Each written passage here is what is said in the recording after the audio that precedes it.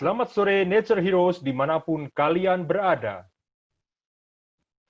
Selamat datang di acara Conservation Talk bersama Yayasan Konservasi Alam Nusantara.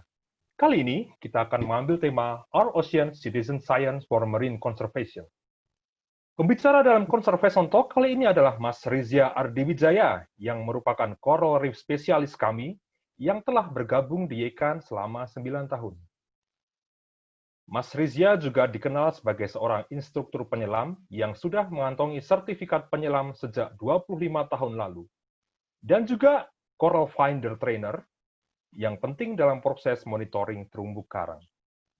Pembicara kedua adalah Mas Rinal Fadli, community spesialis kami yang telah mendampingi melakukan pemberdayaan masyarakat di berbagai wilayah konservasi YECAN dengan mengangkat kearifan lokal dari budaya setempat.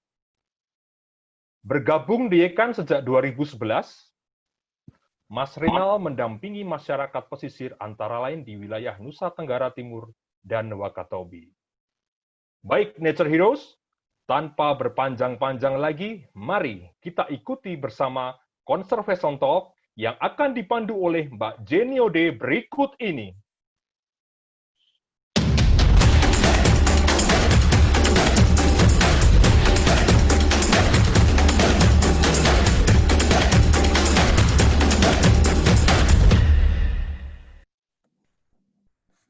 Selamat sore Nature Heroes. Selamat datang di Conservation Talk bersama Yayasan Konservasi Alam Nusantara dalam tema Our Oceans Citizen Science for Marine Conservation. Terima kasih kepada seluruh peserta yang telah bergabung bersama kami sore hari ini. Dan meski di awal tadi sudah ada informasi mengenai tata cara Conservation Talk, saya mau mengingatkan kembali bahwa seluruh fitur audio dan video peserta akan kami matikan. Namun, bagi peserta yang ingin mengajukan pertanyaan, dapat segera mengirimkannya melalui fitur chat ya. Dan nanti akan kami bacakan pada sesi tanya-jawab nanti. Sore hari ini, kita akan berbincang-bincang sesuatu hal yang sangat menarik tentang konservasi kawasan perairan di Indonesia, yang merupakan salah satu program konservasi di Yayasan Konservasi Alam Nusantara atau singkatnya juga dikenal dengan YECAN. Kali ini, saya Jenny Ode akan menjadi moderator dan bersama saya saat ini sudah ada Coral Reef spesialis kami, Mas Rizya Ardiwijaya dan Mas Rinal Fadli, yang merupakan Oceans Community Specialist di YECAN. Baik, saya mau sapa langsung ya Mas Rizya, Mas Rinal. Mungkin bisa memunculkan gambarnya. Mas Rizya, baik. Pas banget hari ini. Halo bertepatan. Mbak, selamat sore. Halo sore Mas Rizya. Halo Mbak, selamat sore. Oke, Halo, sudah Mbak. bergabung. Ini videonya dikontrol sama host nih Mbak.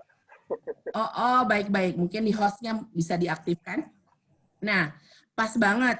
Hari ini bertepatan dengan Coral Triangle Day. Kemarin peringatan Hari Laut Sedunia dan tanggal 5 Juni adalah peringatan Hari Lingkungan Hidup Sedunia. 3 hari konservasi yang sangat penting yang mengawali perjumpaan kita di bulan Juni ini.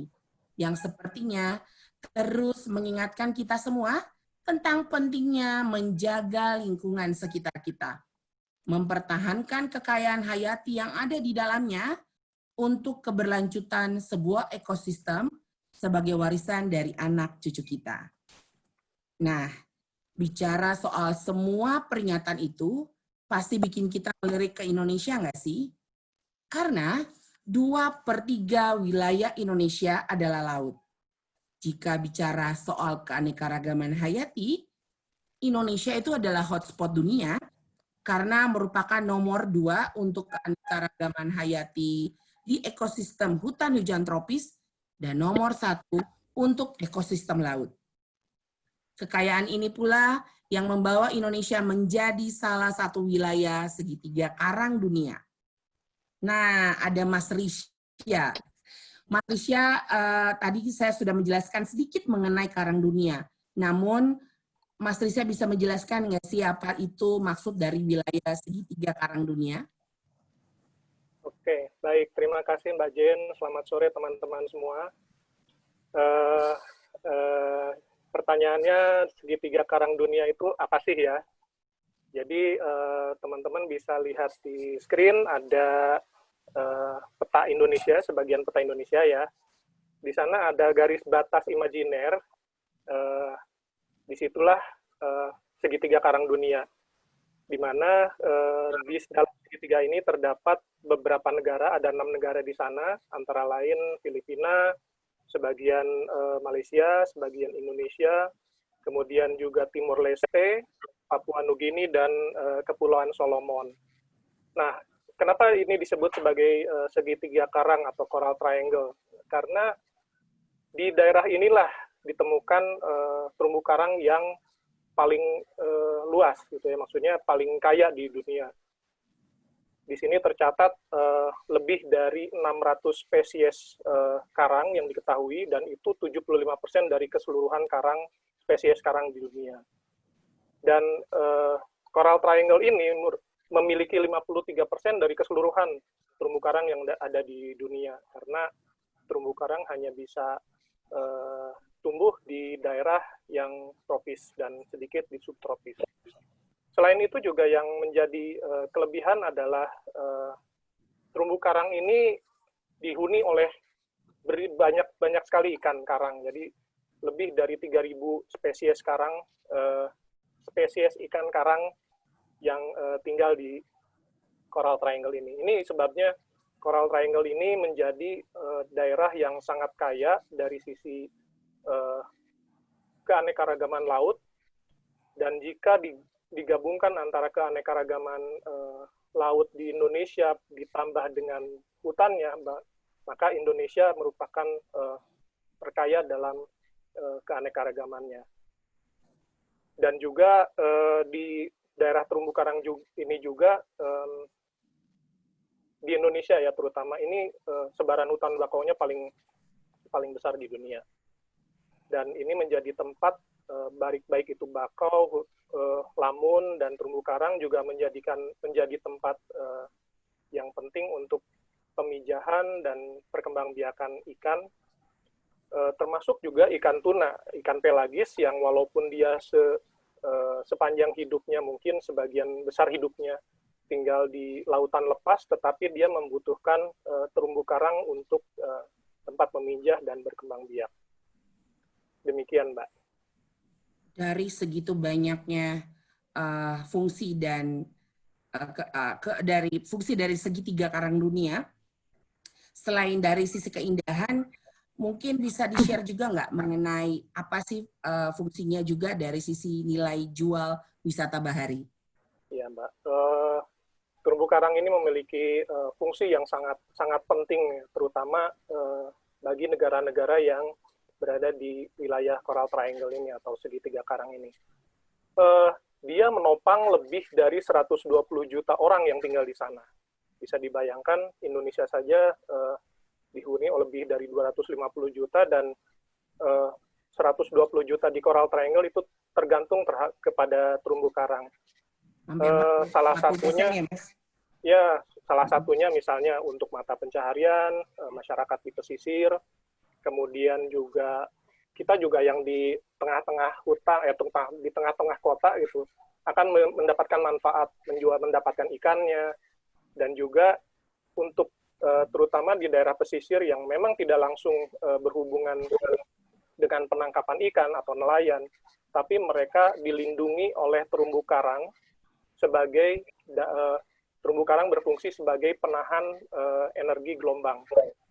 Studi yang kita lakukan itu terumbu karang yang sehat itu mampu menahan energi gelombang hingga 98%. Jadi bisa dibayangkan jika terjadi badai, pesisir kita akan terlindung oleh terumbu karang, di samping mungkin mangrove-nya juga ya. Begitu, Mbak. Oke, dari segitu banyaknya manfaat karang, berarti Indonesia sangat bergantung terhadap terumbu karang ya. Nah, dengan kekayaan itu dan manfaat yang sebesar itu, tantangan untuk melestarikan pasti besar. Kira-kira apa saja tantangan pengelolaan sumber daya alam laut di Indonesia, Mas Risya? Ya, betul Mbak. Walaupun memang kita memiliki kekayaan terumbu karang yang cukup tinggi ya biodiversity-nya, dan kita di Indonesia tertinggi di Asia Tenggara ya. Jadi dengan kondisi seperti ini tidak berarti terlepas dari tantangan atau gangguan gitu. 98% terumbu karang di kawasan Asia Tenggara ini diperkirakan berada dalam kondisi yang rentan terhadap gangguan. Gangguannya macam-macam, nanti saya jelaskan berikutnya. Dan dari total luasan terumbu karang ini, baru 6% saja dari total luasan itu yang masuk ke dalam kriteria dilindungi. Jadi perlindungannya ini bisa berupa kawasan konservasi perairan yang dikelola oleh pemerintah maupun oleh masyarakat. Nah, ancamannya apa sih terumbu karang ini? Banyak sekali. Pertama, yang paling besar terutama adalah penangkapan ikan yang berlebih. Jadi penangkapan ikan yang berlebih ini juga akan mempengaruhi keberadaan terumbu karang, serta penangkapan ikan yang merusak. Di sini misalnya menggunakan bom atau potasium sianida. Bom sudah jelas menjadi faktor yang, bom ikan menjadi faktor yang sangat merusak, terutama di Indonesia bagian timur, dan juga yang merusak antara lain penggunaan potasium sianida atau racun ikan ya. Itu. Lalu pemerintah kita sudah mencanangkan kawasan konservasi sebesar 20 juta hektar di tahun 2020, dan ini sudah tercapai. Jadi pemerintah melanjutkan lagi dengan berusaha untuk mencapai 30 juta hektar di tahun 2030 dengan harapan tantangan dan ancaman yang berasal dari baik itu masyarakat maupun oleh alam ya, itu bisa ditekan dan dikurangi. Lalu dalam kita melakukan pelestarian konservasi alam ya, konservasi perairan terutama di sini, Yayasan Konservasi Alam Nusantara selain terlibat bersama pemerintah dalam pembentukan kawasan konservasi laut, juga bekerja sama dengan masyarakat lokal untuk melakukan pengelolaan secara mandiri oleh masyarakat. Nah, di sini Yayasan Konservasi Alam Nusantara melakukan pendampingan dari mulai pembentukan hingga monitoring dan evaluasi, ya, pengawasan. Nah, disinilah citizen science kita bergerak ya di sana. Jadi masyarakat tidak hanya diberikan kemampuan untuk mengelola sumber daya alam, tetapi juga memantau sumber daya alamnya. Misalnya melakukan pengamatan ikan. Jadi mereka diajarkan untuk mengukur atau menghitung ikan dan melakukan olahan datanya, gitu, sampai dihasilkan grafik yang mereka bisa pahami dan bisa disebarluaskan dan bisa dipertanggungjawabkan. Begitu, Mbak. Jadi selamat ya kepada pemerintah Indonesia karena sudah mengkonservasi perairan dari 20 juta hektar yang rencananya 2020 sudah achieve dan 2030 akan menjadi 30 juta hektar. Luar biasa ya, Mas. Nah, berarti mungkin sedikit singkat, Mas, tadi apa sih citizen science sesuai dengan tema hari ini? Ya, jadi citizen science ini mengacu kepada peran serta masyarakat dalam melakukan pendataan atau penelitian berbasis ilmiah, di mana masyarakat umum atau sukarelawan dari lokasi tempat kita bekerja dilatih untuk mengumpulkan data, melakukan analisis, kemudian memonitor upaya-upaya konservasi. Upaya ini termasuk melakukan analisis ya, analisis apakah data yang dihasilkan oleh masyarakat tersebut dapat dilihat dengan atau mudah dicerna gitu ya. Dan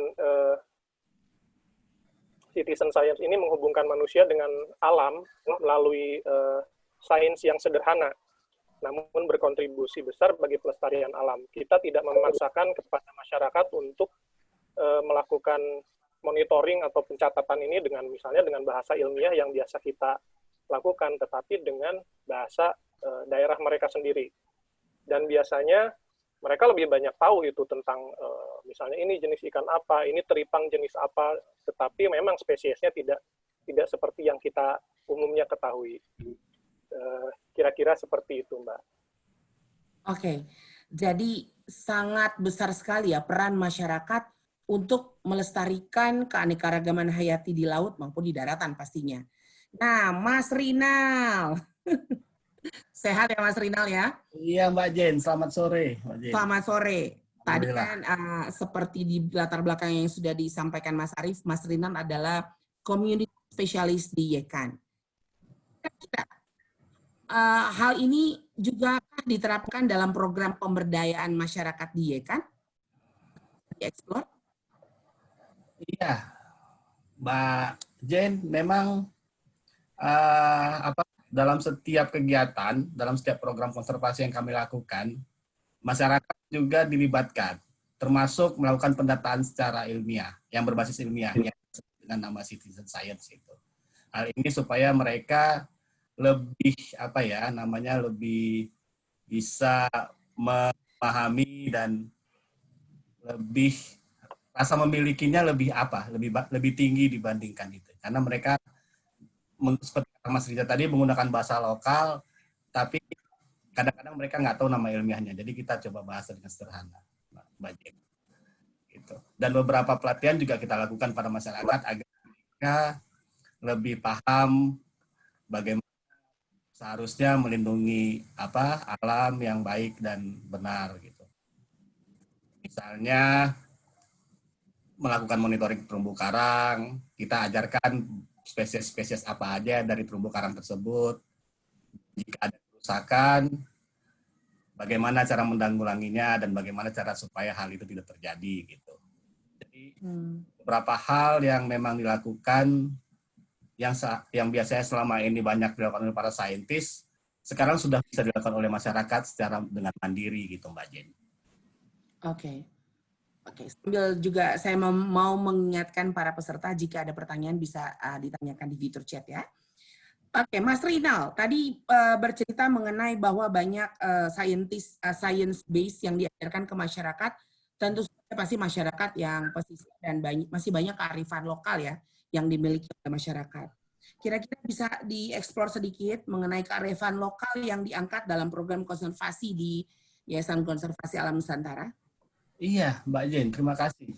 Indonesia ini kan memang daerah yang sangat beragam kultur budayanya, di mana banyak upaya-upaya perlindungan alam, upaya-upaya pelestarian lingkungan itu menggunakan kearifan-kearifan lokal.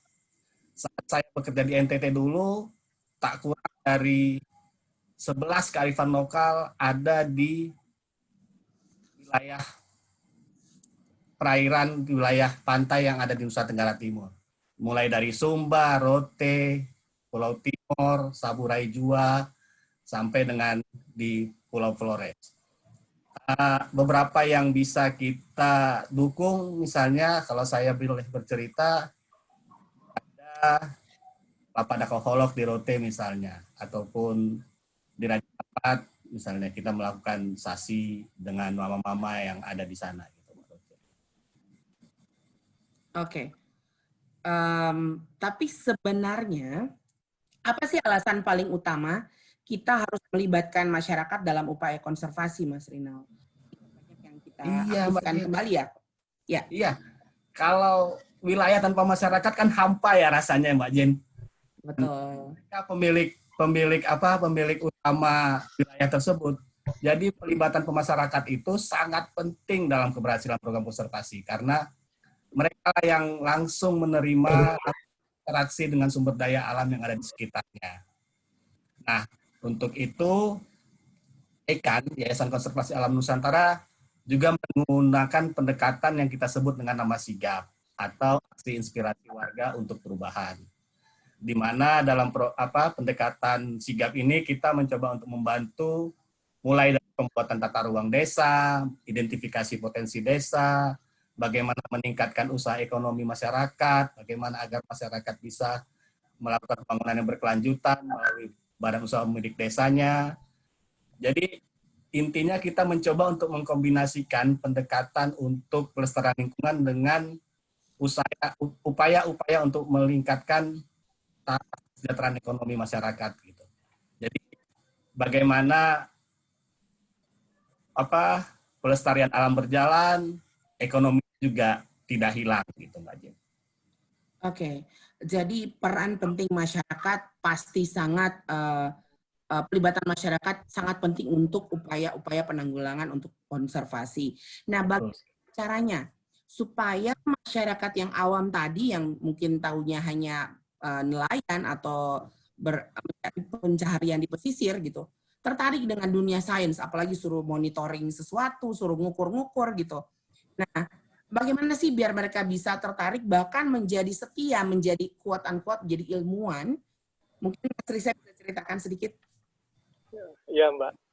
Ya, kita tidak bisa menyepelekan masyarakat ya. Mereka mempunyai kemampuan yang sifatnya memang lebih ke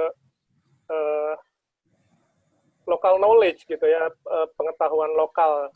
Kadang-kadang kita juga dibandingkan mereka, misalnya gini, saya pernah bersama dengan masyarakat gitu ya, mencoba untuk mencari gurita gitu ya, untuk dicatat, untuk dimonitor. Saya sampai setengah mati snorkeling di terumbu karang juga sulit untuk menemukan, tetapi mata mereka itu lebih tajam dan langsung bisa menemukan itu gitu. Seperti itu salah satunya. Kemudian ini ada beberapa catatan yang bagaimana kita melakukan pendekatan kepada masyarakat untuk bisa melakukan citizen science. Contohnya tadi sudah disebutkan oleh Mas Rinal, di Kapacol, Misol, Raja Ampat, kita mendampingi masyarakat untuk sasi tripang, di mana tripang ini dilakukan sasi atau dilakukan pembatasan pengambilan hanya di musim-musim tertentu saja. Nah, ya kita mengajarkan pertama mendata ya, maksudnya pada saat pengambilan sasi dibuka, mereka diajarkan untuk mencatat jumlah, jenis, dan ukuran, serta berat tentunya nantinya. Nah, dari situ setelah beberapa kali melakukan pemantauan dan penutupan gitu, jadi sasi itu ditutup sekian lama, dan kemudian saat dibuka, dicatat lagi. Nah, hasilnya cukup mengejutkan karena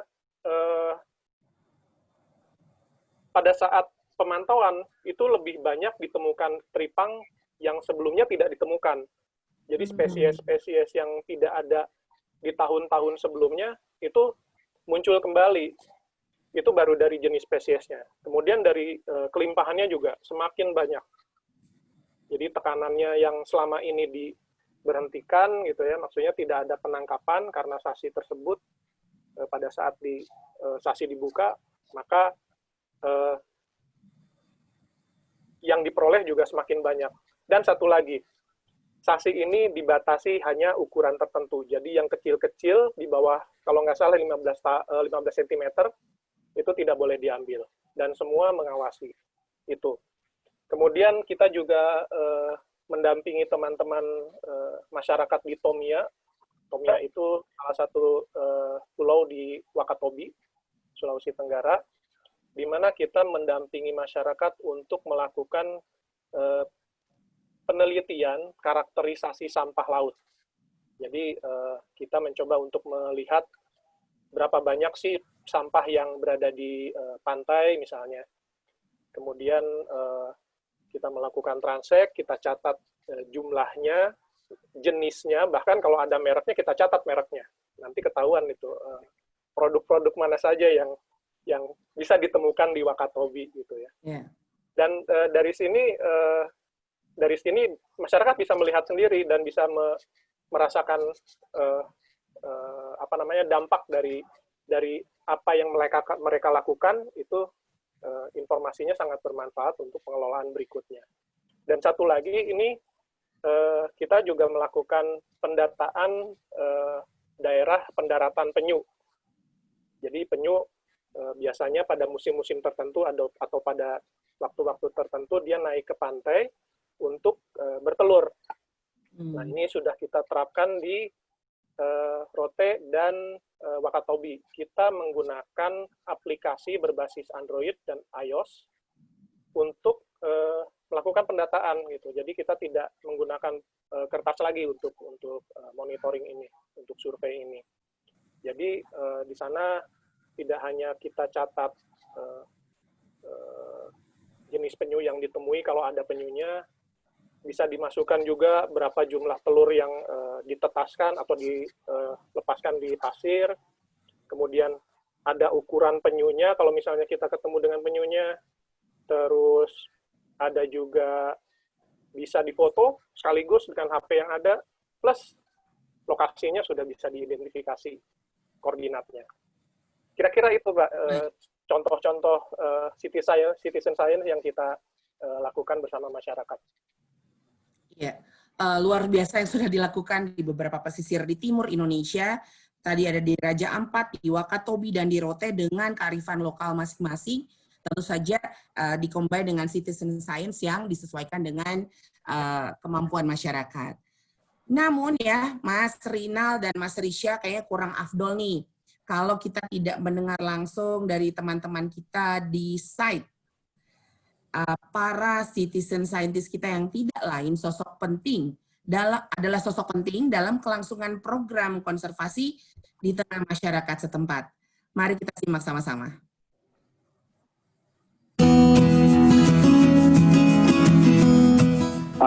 Kerjasama Yekan dengan Pak Hasan Hadar di Sakulat itu terkait karakterisasi sampah, tetapi sebelum itu ada semacam kegiatan pelatihan pengenalan modul terkait jenis-jenis sampah, simbol-simbol yang ada di produk sampah-sampah plastik itu. Jadi alhamdulillah kami di komunitas juga bisa mengetahui terkait jenis dan simbol-simbol apa saja dan apa disebut seperti apa, kami alhamdulillah sudah bisa mengetahui.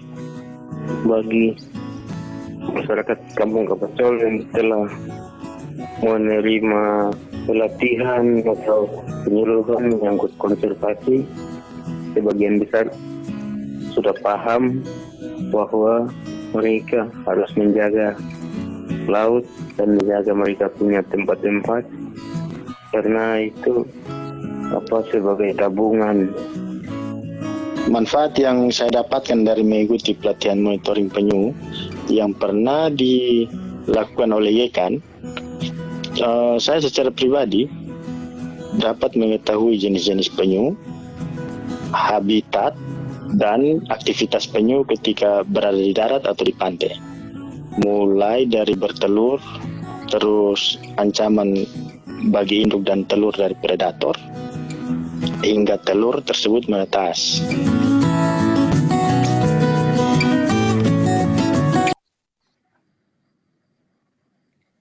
Nah, demikian cerita-cerita dari para citizen scientist kami. Jadi kalau di Kapacol Raja Ampat itu tadi ada sasi ya, dengan teripang yang bisa diukur. Tadi alam diberikan relaksasi time untuk menumbuhkan dirinya, ya. Kemudian ada karakterisasi sampah di Tomia Wakatobi, tadi sudah ada. Dan untuk di Rote juga ada Hohlok dan Papadak. Jadi peran serta masyarakat dalam dunia konservasi sebenarnya tidak melulu hanya berkaitan dengan masyarakat yang ada di kawasan konservasi tersebut. Siapapun kita pasti punya andil. Nah, sebelum membahas lebih jauh bagian ini, saya ingin menyapa satu tamu spesial dari Yekan sore hari ini. Kita sapa Ibu Ratining Bu Ratining. Selamat sore. Selamat sore. Warahmatullahi wabarakatuh. Ya, waalaikumsalam. Terima kasih Ibu sudah turut hadir dalam acara Conservation Talk sore hari ini. Sehat ya Bu ya? Alhamdulillah sehat. Alhamdulillah sehat. Ibu Ratining dikenal sebagai salah satu avid diver di Indonesia. Beliau juga salah satu pengusaha di industri wisata dan sudah rutin menyelami keindahan taman-taman bawah laut di Indonesia sejak awal 90-an. Dan merupakan salah satu sosok penting dalam mendorong keberlangsungan program konservasi di Yekan. Segitu banyak pengalaman Bu Rati menyelami Indonesia, alam laut Indonesia dari awal 90-an ya Bu ya. Boleh di-share Bu mengenai apa sih perbedaannya ketika Ibu Rati melakukan penyelaman di awal-awal tahun 90-an dengan yang sekarang saat ini ada? Mohon di-share, Bu. Ya, terima kasih Mbak Jane. Jadi mungkin yang paling bisa dilihat dengan jelas pada saat awal 90-an itu, kalau kita yang tinggal di Jakarta, itu untuk pergi ke diving itu gampang sekali gitu. Kita tinggal ke Pulau Seribu sebentar, weekend kita bisa ke sana menikmati keindahan, terumbu karang masih bagus, jenis ikan, visibility juga bagus. Tapi sejalan dengan waktu, kemudian terjadinya kerusakan-kerusakan, eksploitasi manusia dan juga adanya climate change, kita bisa lihat bahwa mungkin the last 5 years ya, 5 tahun terakhir ini pergi diving itu kalau ke Pulau Seribu nggak banyak yang bisa dilihat. Yang pasti airnya keruh, kemudian terumbu karangnya banyak yang hancur. Jadi secara cost juga mahal. Kalau mau nikmatin yang indah, katanya Indonesia the best dive spot in the world. Tapi kita mesti mulai pergi lebih jauh dari Bali. Di Bali masih bagus, tapi mau yang istimewa sampai harus ke Raja Ampat, harus ke Misol gitu.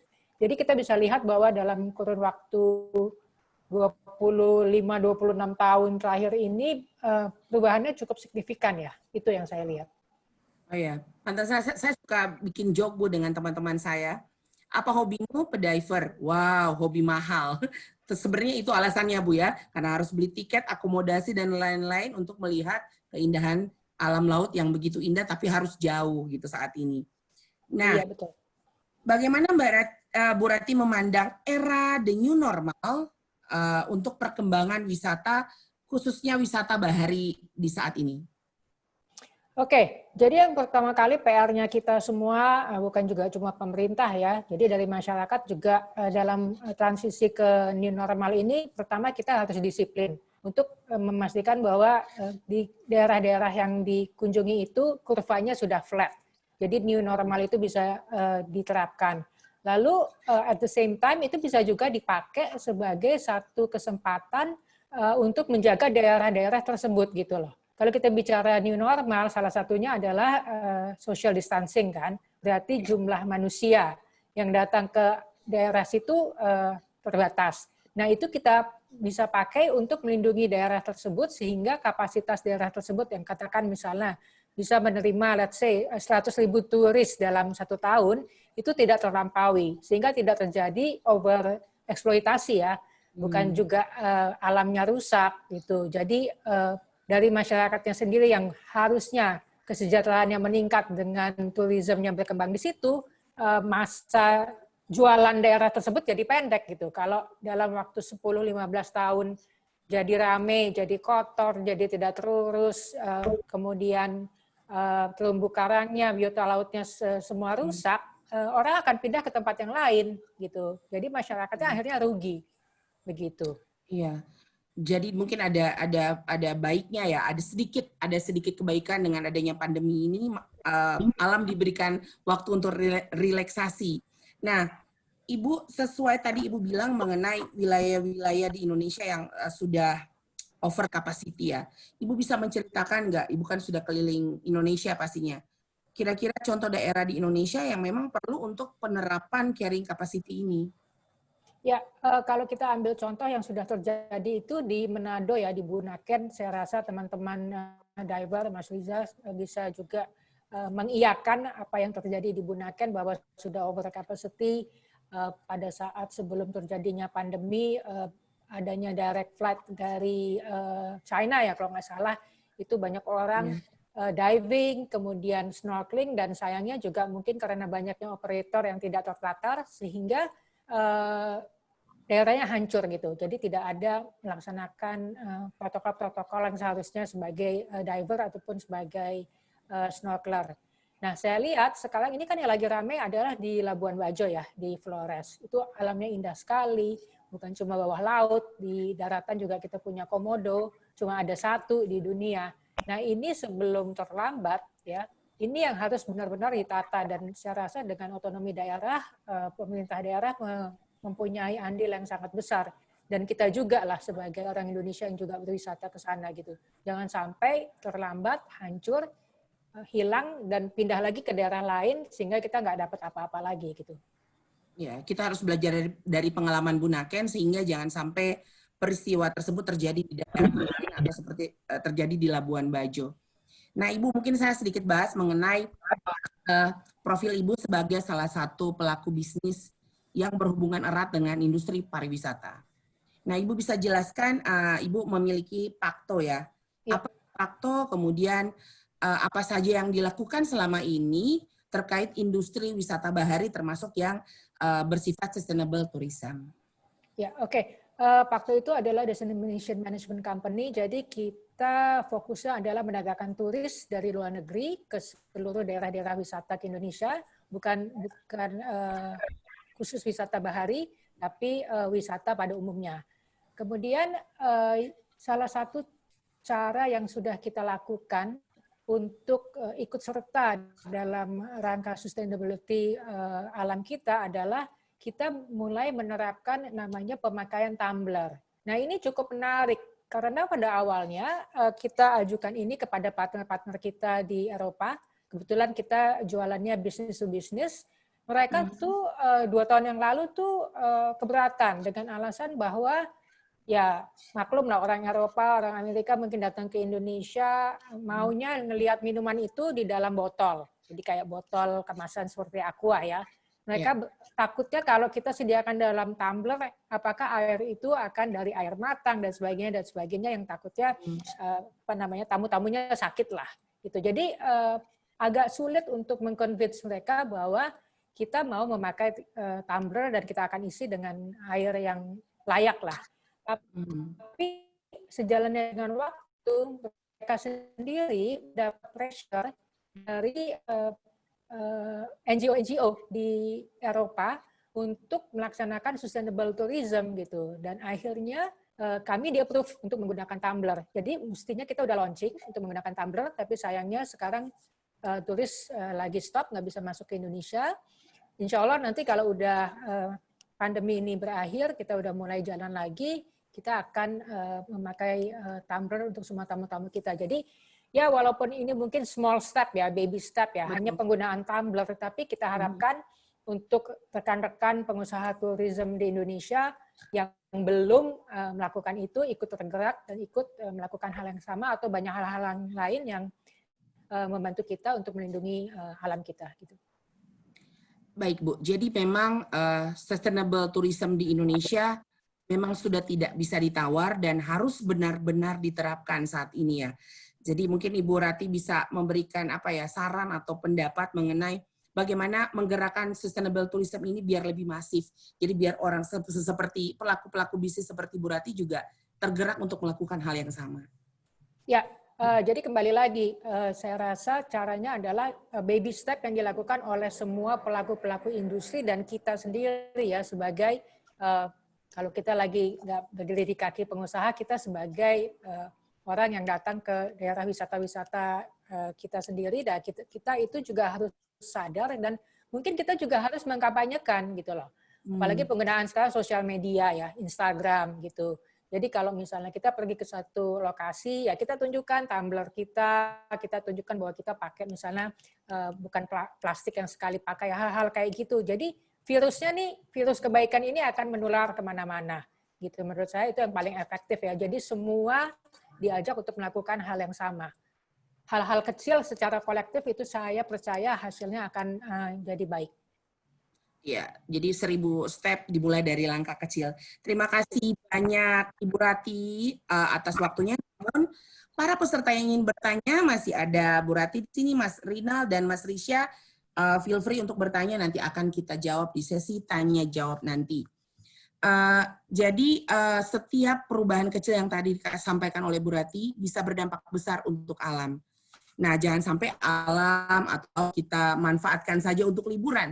Tapi kita sebagai masyarakat urban, kita juga harus ikut menjaga laut dengan langkah-langkah kecil, yaitu dengan cara mungkin tidak buang sampah pada tempatnya, buang sampah pada tempatnya, membawa tumbler tadi, dan langkah-langkah lain sebagai citizen yang baik. Mungkin nggak jadi citizen science ya, tapi bisa menjadi citizen yang budiman. Nah, apakah ada pertanyaan mungkin yang sudah terajukan? Saya coba lihat ya. Bisa ditanyakan langsung kepada para partisipan langsung nih. Banyak sekali pertanyaan yang masuk. Oke. Ada beberapa pertanyaan nih. Wow. Saya akan langsung bertanya ke Mas Risha dan Mas Rinal. Dari Ferry ke Hati, yaitu 1. Apakah ada panduan praktis atau produk pengetahuan yang bisa dirujuk terkait monitoring berbasis komunitas lokal? Apa motivasi terbesar yang mendorong komunitas lokal mau secara mandiri melakukan monitoring secara reguler? Mas Risha, Mas Rinal, mungkin tolong diaktifkan speakernya. Oke, ya, maaf. Oke, baik Mbak.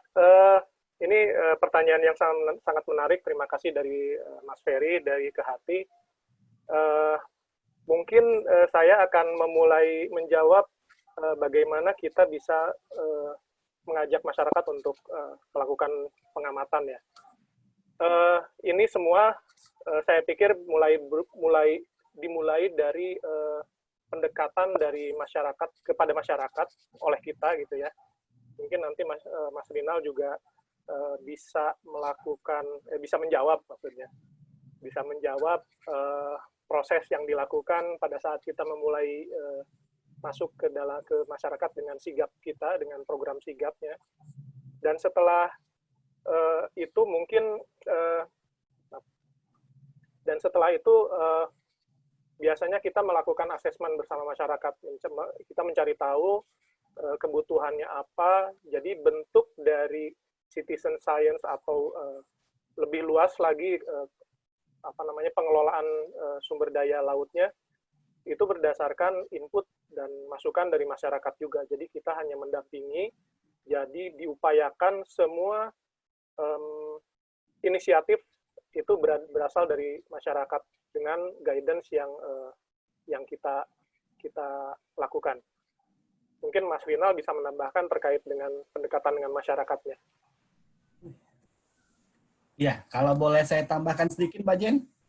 Yes, boleh sekali, boleh sekali. Ada beberapa hal, motivasi terbesar yang mendorong komunitas lokal mau melakukan monitoring secara reguler, karena mereka semakin menyadari kalau memang upaya untuk menjaga alam ini harus dilakukan. Dan masyarakat yang ada di pesisir itu adalah masyarakat yang pertama terdampak jika terjadi sesuatu akan perubahan alam ini. Jadi hal-hal itulah yang kemudian membuat mereka menjadi lebih aware, menjadi lebih berpikir kalau bagaimana seharusnya kita menyelamatkan, bagaimana kita seharusnya bisa memproteksi sumber daya yang ada di sini. Kalau terkait tentang panduan praktis, TIEKAN mengeluarkan beberapa panduan tentunya.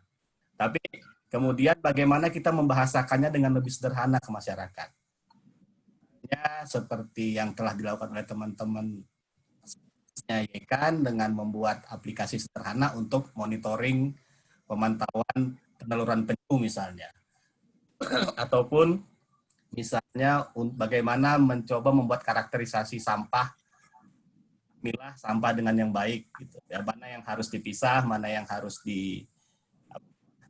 dibuat untuk menjadi didaur ulang dan segala macam.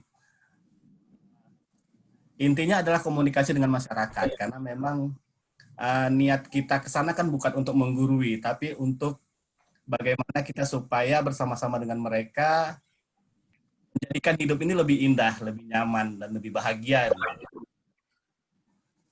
Oke. Tambah dikit, Baik. Mbak. Oke. Ini masih Satu banyak. lagi, ini yang penting sebetulnya. Sebentar, dikit aja nih. Satu lagi, ini soalnya penting. Yang jelas, mengapa masyarakat bisa tertarik, kita memberikan contoh, Mbak. Jadi, pada saat melakukan pengamatan juga kita bersama masyarakat yang mau dulu deh. Yuk, kita lakukan penelitian ini, kita ajarkan, nanti kita olah sama-sama. Ini loh tampilannya seperti itu. Nah, seperti yang tadi contohnya di Kapacol, setelah tahun-tahun berikutnya kita bisa menunjukkan, ini loh peningkatannya, ini loh hasilnya, seperti itu. Itu yang menjadi apa namanya, menarik buat mereka gitu. Gitu, Mbak. Oke. Ini ada pertanyaan kedua nih, Mas. To all panelists. Oke. Dari Taruna Rizky Ananda, terdapat beberapa metode untuk rehabilitasi daerah terumbu karang. Salah satunya transplantasi terumbu menggunakan media substrak.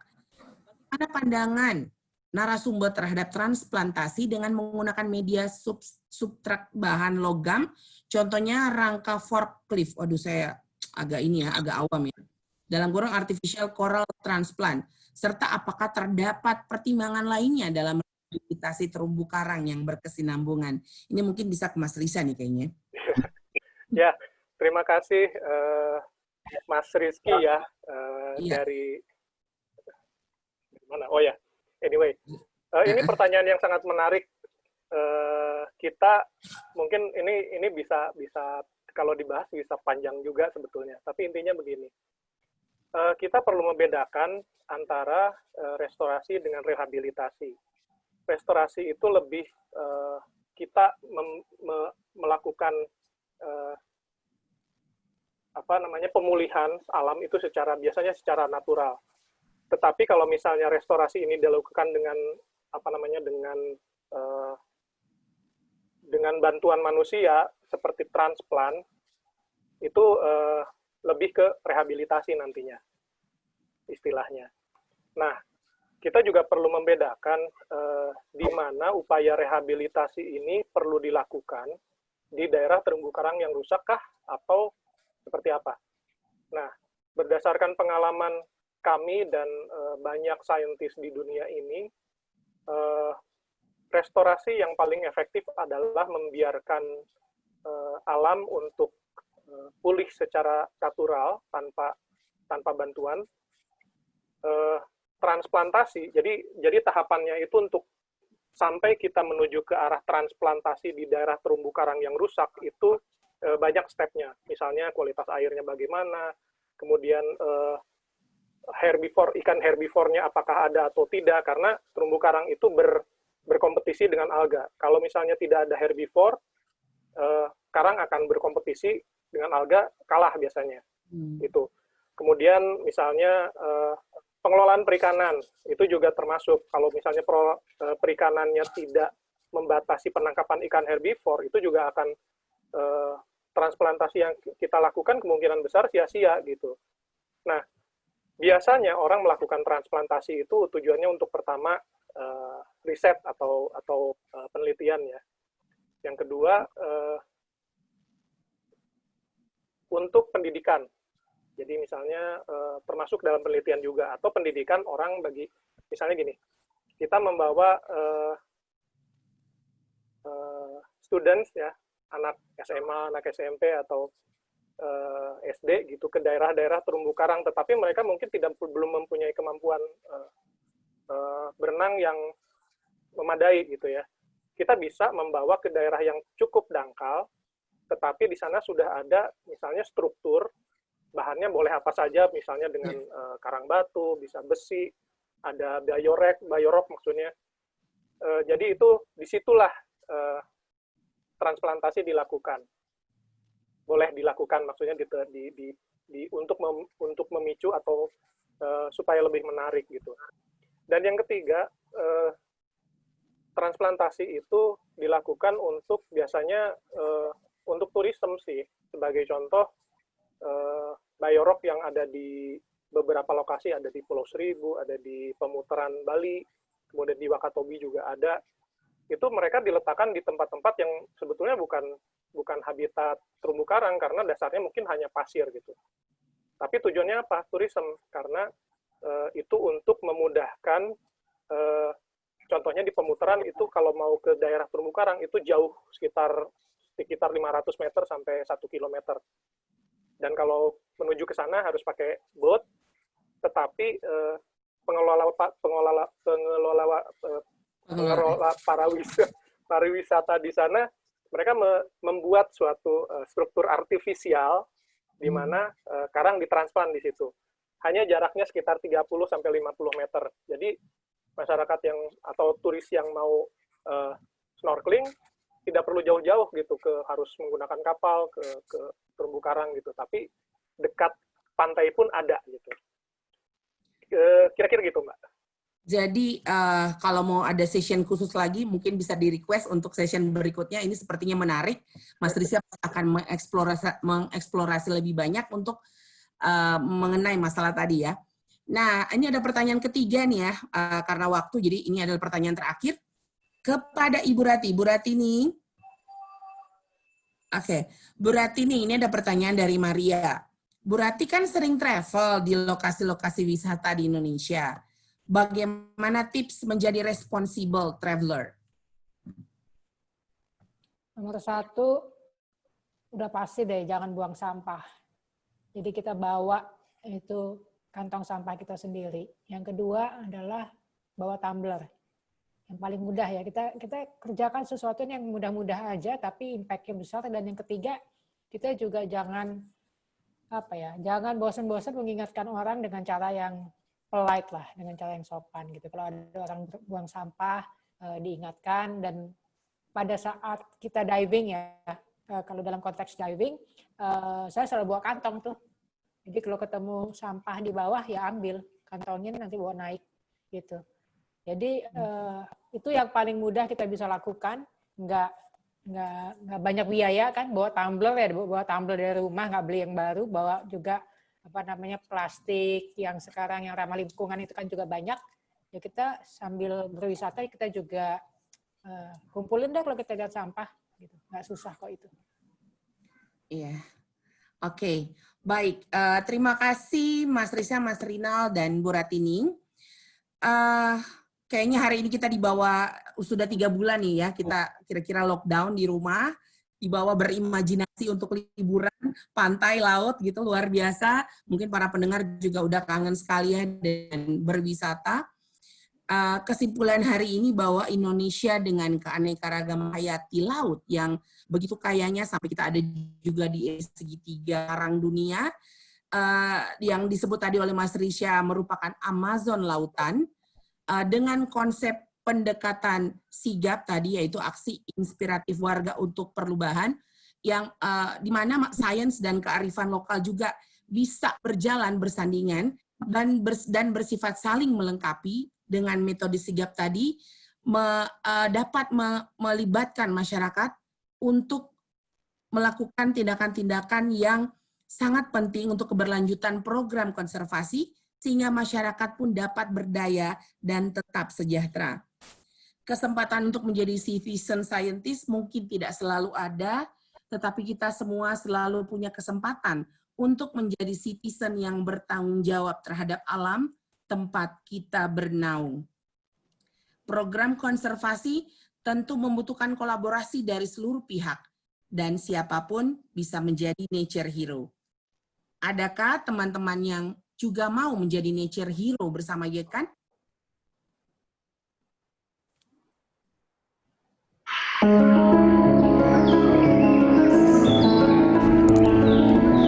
Aku ada di hutan. Di setiap pohon rimbun yang memberikan keteduhan, di setiap daun yang bergoyang ketika tertiup angin, di setiap jengkal tanah yang menyimpan berjuta kekayaan.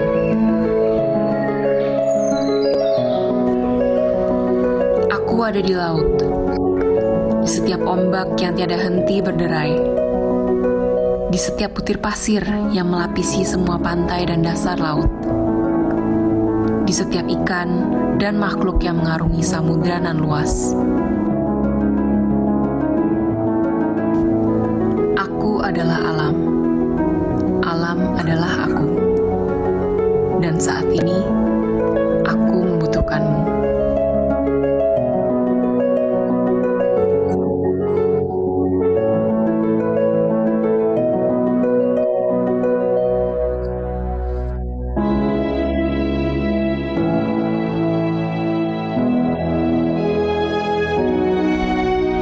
Bila diberi kesempatan, aku yakin kamu pasti mau dan mampu untuk membantuku.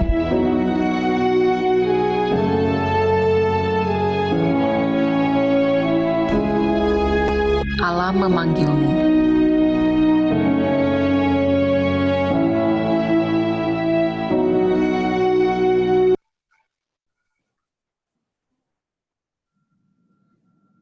Ya, alam memanggilmu.